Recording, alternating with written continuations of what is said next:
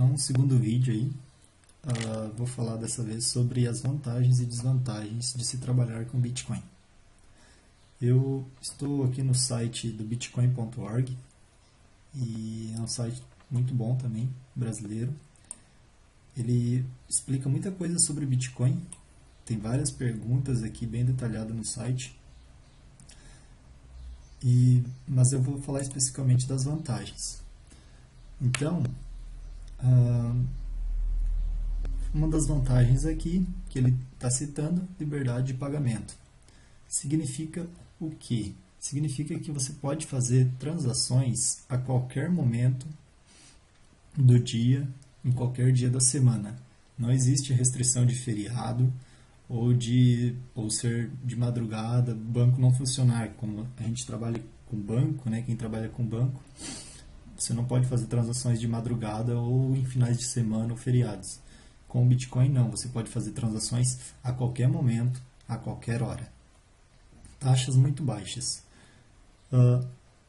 Essas taxas muito altas, muito baixas, não é totalmente verdade. Eu já fiz transações que me custaram aí em torno de 10, 12 reais por uma transação de Bitcoin.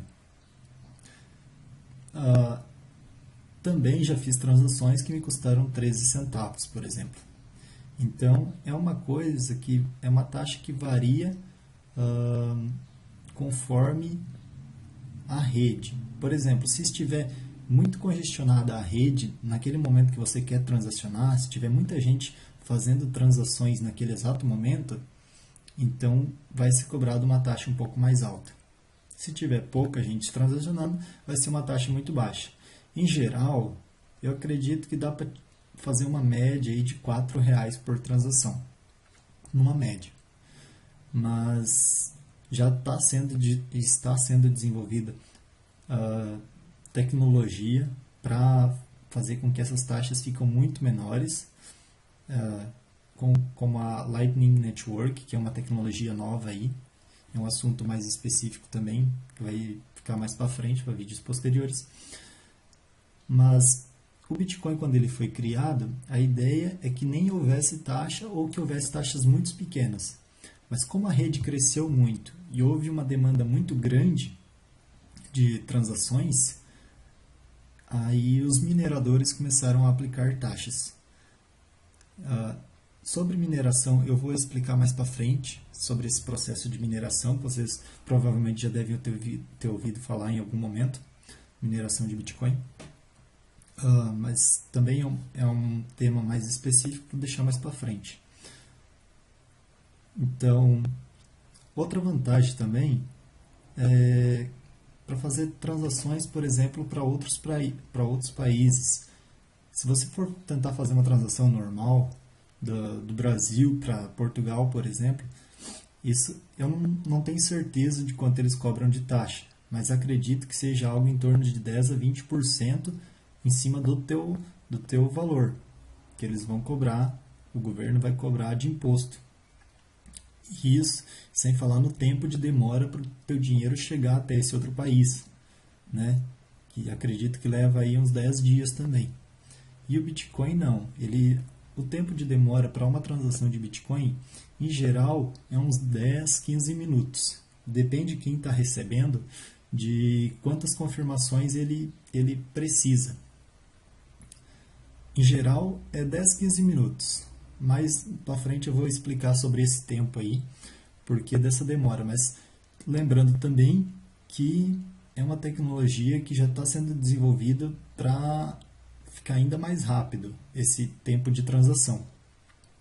Atualmente esse tempo, essa demora de 10 minutos, é um tempo para justificar a segurança da rede. Ele serve para garantir a segurança. Mas já está sendo desenvolvida outras tecnologias.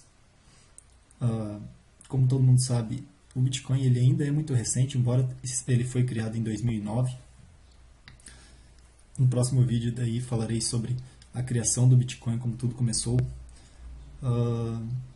Mas voltando aqui, ele vai permitir transações a tempos curtíssimos e poucas taxas futuramente.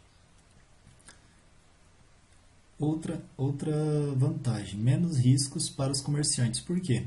Todas as transações em bitcoins, elas são irreversíveis. Ou seja, se você fez uma transação, não tem como recuperar esse seu dinheiro de volta. E outra coisa,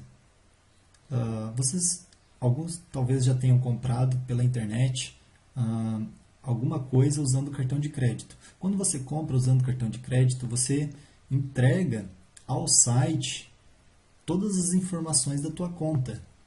Então, se aquele site, por alguma razão, algum motivo, alguma coisa, se eles quiserem sacar todo o dinheiro da sua conta, eles conseguem. Claro que vai ser ilegal isso e eles vão ser provavelmente processados, mas eles conseguem fazer isso. Com o Bitcoin, não. Você faz uma única transferência, uma única vez. Se você quiser fazer outras transferências, você faz outras transferências. Mas sempre que for para fazer uma transação, é necessário que você autorize essa transação. E para isso, você possui então uma chave privada. Eles chamam de chave privada, mas é como se fosse a sua senha. Sua senha que garante que aqueles bitcoins são seus e que você pode gastar. Segurança e controle. Sobre isso aqui, ele diz que todo o processo ele é registrado na blockchain. Esse processo, todas essas transações registradas na blockchain são informações públicas, ou seja, todo mundo consegue ver as transações. Só que embora todo mundo consiga enxergar as transações, essas transações, como que elas são descritas? Elas são descritas simplesmente que o endereço tal passou tantos bitcoins para o endereço tal. Mas a quem pertence esse endereço? Esse endereço que eu estou me referindo é a carteira de Bitcoin, como se fosse a sua conta do banco. Então, essa conta passou tantos bitcoins para essa outra conta. Mas não existe relação nenhuma de quem é o proprietário dessa conta. Então, isso faz com que, embora as informações fiquem totalmente visíveis para todo mundo, a todo tempo, você não tem muita relação de quem que é o proprietário daquela conta. Aqui no site da blockchain.info, ele dá todas as informações sobre os últimos blocos minerados e todas as transações que ocorreram. Mais para frente também eu vou fazer um outro vídeo explicando melhor sobre cada uma dessas informações, subtítulos que tem aqui, para vocês entenderem e poderem acompanhar quando vocês estiverem transacionando. Então, vocês terem uma ideia do que significa cada uma dessas informações.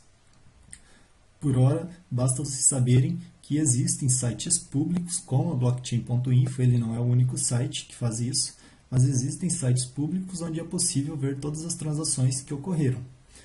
Esse aqui foi o último bloco minerado, há 15 minutos atrás. E aqui, então, ele dá diversas informações sobre esse bloco, né? Número de transações, por exemplo, ocorreram 2.518 transações nesse último bloco. E esse bloco ele foi minerado há pouco tempo, né? Geralmente leva em torno de 10 minutos para você minerar um novo bloco, mas deixar essa questão para outra hora, outro momento. Então essas são as vantagens que esse site aqui do bitcoin.org cita aqui. Mas existem outras vantagens, por exemplo, que o Bitcoin ele possui um número limitado de moedas.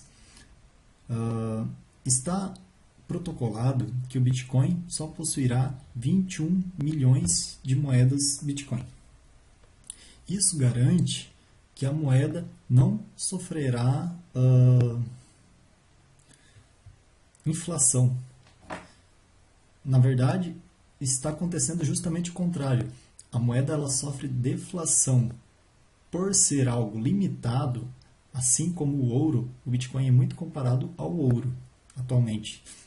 Se vocês forem pesquisar, muitos sites aí comparam muito o Bitcoin como sendo o ouro da era digital. E, inclusive, tem algumas pessoas mais fanáticas até que preferem o Bitcoin ao ouro. Eu, particularmente, prefiro o Bitcoin ao ouro também. Então, essa quantidade limitada de Bitcoins, de 21 milhões de Bitcoins no mercado, garante que ele não vai sofrer inflação.